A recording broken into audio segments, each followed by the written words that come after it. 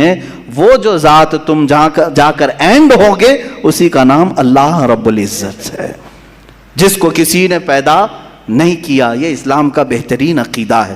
میرے عزیزو، توحید کسے کہتے ہیں؟ اب بات آتی ہے، وجود کی بات ہو گئی، اللہ ہے اتنا تو ماننا پڑے گا، اس کے لیے تو بہت ساری دلیلیں بچے بھی پکڑ کر کے بتا دیں گے۔ ایک خاتون، ہم نے بچپن میں پڑھا تھا، ایک بوڑھی عورت چرخہ سل رہی تھی، اس سے جا کر کسی نے پوچھا کہ اللہ ہے کہ نہیں ہے، تو اس نے کہا ہے۔ کیا دلیل ہے؟ کہا یہ میرا چرخہ جو سل رہا ہوں اسی یہی دلیل ہے اللہ کی۔ کہا کہ کیسے؟ کہا یہ چرخہ، اس سے کپڑے سلتی ہوں، جب تک میں چلاتی نہیں یہ سلتا نہیں، مشین سلتی نہیں ہے کپڑے، اسی سے میں نے یہ یقین کر لیا کہ میرا چرخہ میرے چلائے بغیر نہیں چلتا، تو نظام کائنات پورا بغیر چلائے کیسے چلے گا؟ کوئی تو ہے۔ یہ ہو گئی بات وجود کی، کوئی تو ہے۔ اب آتی ہے توحید کی بات، کوئی تو ہے، اب ہمیں یہ بتانا ہے ایک ہی ہے۔ کوئی تو ہے لیکن وہ جو ہے وہ ایک ہی ہے۔ یہاں پر بھی ہمیں اسلام نے جو فلسفہ دیا ہے، قانون دیا، وہ بہت ہی پیارا ہے۔ اس کی وجہ کیا ہے میرے عزیزو؟ چلو اب ہم توحید کی طرف آتے ہیں۔ توحید کہتے ہیں ایک ماننا۔ ایک ماننا حقیقت میں دیکھا جائے تو دنیا کے اکثر مذاہب میں توحید کا شروع میں درس رہا۔ عیسائیت جو آئی ان میں بھی تھا، بعد میں یہ تثلیث کے قائل ہو گئے۔ یہودیوں میں بھی اللہ کو ہی مانتے، خدا کو ہی ماننا ہے۔ ہندوؤں میں بھی ایک کا ہونے کا تصور کتابوں میں ان کے موجود ہے۔ یہ اور بات ہے کہ انہوں نے ملا دیا، مسالے لگا دیے، الگ الگ ہو گئے۔ خالص جو اپنے دین پر باقی ہے الحمدللہ وہ اسلام ہے۔ آج بھی اللہ رب العزت ہے اور وہ ایک ہے، ایک ہے۔ اس پر کیا دلیل ہے؟ اس پر بھی دلیلیں دینی ہوں گی مسلمانوں۔ عقلی دلیلیں بھی ہیں، نقلی دلیلیں بھی ہیں۔ نقلی دلیلیں ہمارے لیے، نقلی کا مطلب ہوا کسی جگہ سے ثابت ہے، قرآن سے، حدیث سے یہ ثابت ہے تو یہ نقلی دلیل۔ عقلی جو عقل بھی جس کو تسلیم کرے، عقل جس کو ایکسیپٹ کرے، وہ کیا ہے؟ اس بوڑھی عورت کا ہی میں بتا دوں جس نے چرخہ سلا، اور چرخے کو چلانے میں اس نے کہا کہ اللہ ہے، کوئی تو ہے، کیونکہ میری مشین بغیر چلائے نہیں چلتی۔ تو اس سے صاحب نے، جس نے سوال کیا، پوچھا کہ اچھا ہے تو کیا وہ ایک ہے کہ دو ہے؟ کہا نہیں ایک ہی ہے۔ کہا وہ کیسے؟ کہا دو ہو تو دیکھو تم سامنے بیٹھو، ادھر سے چلاؤ، میں ادھر سے چلاتی ہوں، پھر کپڑے کی کیا درگت بنتی ہے؟ تم اپنی طرف کپڑا کھینچ رہے ہوں گے، میں اپنی طرف کپڑا کھینچ رہی ہوں گی۔ اس سے میں نے یہ یقین کر لیا میرے کپڑے کو سلنے کے لیے میرے چرخے پر ایک ہی کا ہونا ضروری ہے۔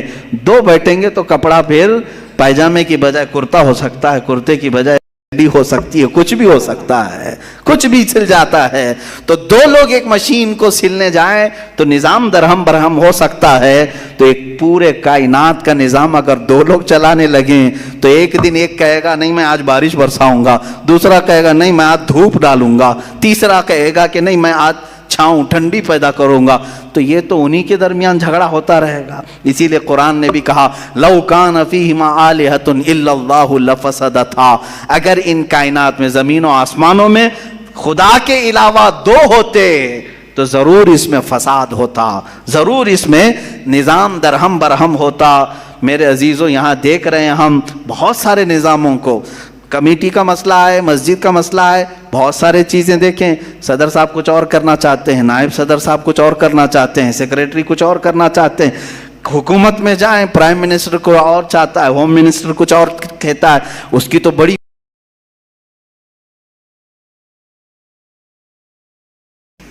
پتہ ہی نہیں ہے، لیکن نظام ایک ملک کا چلا رہے ہیں، ایک ملک کا چلا رہے ہیں۔ فساد اسی لیے ہو رہا ہے، فساد اسی لیے ہوتا ہے، اور ان کو پتہ بھی نہیں رہتا، وہ بھاشن میں کچھ اور بول کے آئے، یہ پارلیمنٹ میں کچھ اور بول کے آیا۔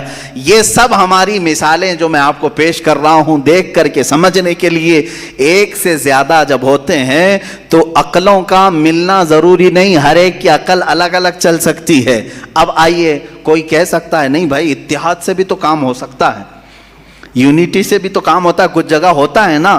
کوئی اگر کہے کہ خدا ایک نہیں دو ہیں اور دونوں مل کے کام کرتے ہیں، دونوں مل کے کام کرتے ہیں، تو اب میں آپ کو کہتا ہوں ایک نمبر والا خدا وہ کہتا ہے آج بارش برساؤں گا، دو نمبر والا اگر اتحاد کرتا ہے اور کہتا ہے کہ نہیں ہاں تو جو کرے گا وہی میں کرتا ہوں. تو یہاں پر قانون یہ ہے، تفسیر میں فرمائے گا دوسرا والا تو عاجز ہو گیا، وہ مختار نہیں ہے پھر فیصلہ لینے میں. اور عاجز جو ہوتا ہے وہ خدا نہیں ہوتا، خدا وہی ہوتا ہے جو مالک و مختار ہے، جو خود فیصلے لے گا اور اس میں کسی کو شریک نہیں کرے گا. تو اگر دوسرا والا مان گیا اس کی تو وہ خود عاجز ہو گیا، اس کی اپنی نہیں چلی. دوسرے دن دوسرا چلایا اور پہلے والا راضی ہو گیا تو پہلا عاجز ہو گیا.